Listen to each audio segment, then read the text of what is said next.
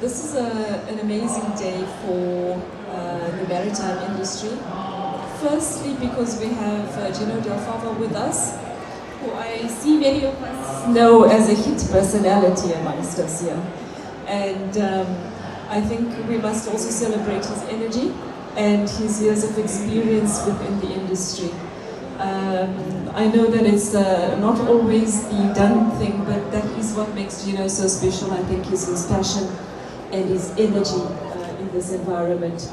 So with that, a warm welcome firstly to Gino, as I think the driving passion behind this, to the African Maritime Cluster who've made this possible, and the CEO of African Maritime Cluster is with us here today, and she will have the opportunity to speak later, Namtandazo. Gino will also have an opportunity to speak to us later.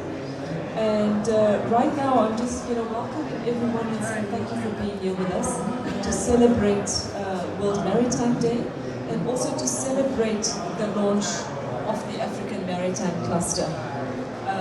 We hope that you will certainly leave here motivated, inspired to do something different.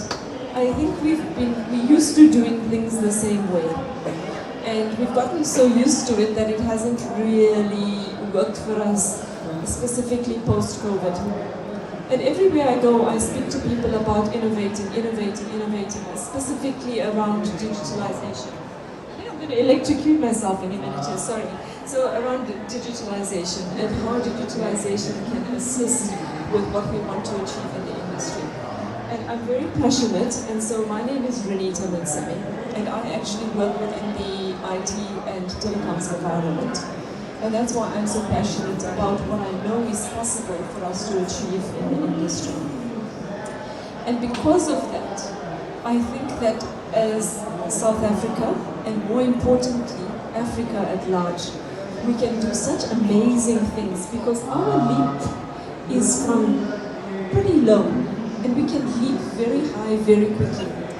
And I was chatting to somebody in the week by way of introduction again, and I said I really appreciate, and I see there's some young men and some young women in the crowd, I really appreciate homegrown solutions. Because homegrown solutions understands the culture of how people think and how people work in the township, in an environment, coming from a school environment in a township, in a shack. These guys, you guys know how the culture works and things. I'm not buying something off the shelf from an American written program or a European written program or any other written program. I'm looking at, because what happens with these programs is they don't take into consideration our cultural way of doing things and our homegrown solutions too. And I really think that we need to start looking at supporting homegrown solutions in the port environment. In the logistics environment. Why are we not creating logistics hubs in the country on software, on platforms? Why are we not creating these kind of innovations for trade? Why do we all use Alibaba.com and Amazon.com and we neglect Kalahari, which is, why don't we have a Ikaya.com or whatever it is that you want to call it, okay? Why don't we have something like that for homegrown stuff in our environments and trade our own products and services? And I try to be the balance with Gino's enthusiasm and passion. And this morning, I think, or yesterday, we went and really took the boxing gloves off and went with the knuckle punch to say we want to start our own car. We want to manufacture our own car. Give us a line and we manufacture our own car. And it's not about me saying to you guys, we should start thinking about this. No, it's guys, we should be doing this. Okay, I think we passed the stage of thinking it's been done before by everybody else. We should be doing it. And I want to leave that message very clearly with every one of us today, is that we should be doing in the port sector, we should be doing in the rail sector. We are allowing everything to go into rack and rule. What are we doing to fix? What are we doing to improve? What are we doing to innovate? And there's some bright people, but we don't only need bright people, we need people who can actually just do things. Because sometimes the bright people have ideas, but they don't know how to execute them. They don't know how to put it into action. other people are required to come and take those ideas, to translate them, and to put them into actionable steps. And everyone has a role to play. So I'm very impressed with a couple of things at this conference. Firstly, thanks to DMG for such an amazing event. Secondly, thanks to all the sponsors of the event. And thirdly, thanks to all of you who have taken the time to come out here and be a part of it. So by way of that and an introduction into African Maritime Cluster, let me just speak briefly on the Advisory Council and what we do. The Advisory Council is an NPC, a non-profit company, and we exist for the purpose of making sure that two things happen. One is that we have transformation, and the transformation that I'm speaking about is not replacing black people with white people or white people with black people or something like that. That's not the transformation we are into. The transformation that we are referring to is an economic transformation. It's participation in the broader economy in terms of the freight environment, in terms of the maritime and the oceans economy.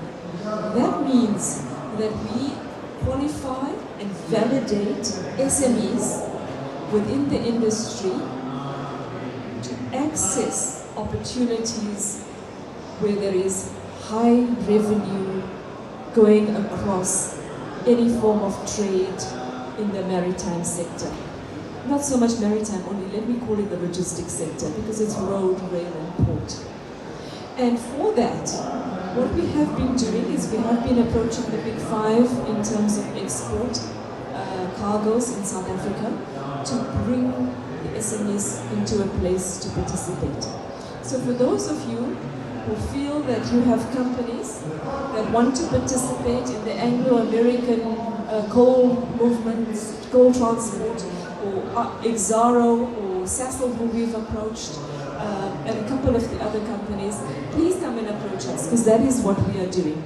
And Gino has opened a couple of doors. We have been speaking to them. We've spoken to Anglo, we've spoken to Sasol, we've spoken to a couple of the guys, and to leverage that a little bit better, we've used SARS, South African Revenue Services. We're in discussions with SARS to leverage the Authorized Economic Operator Program so that there is conformance and compliance.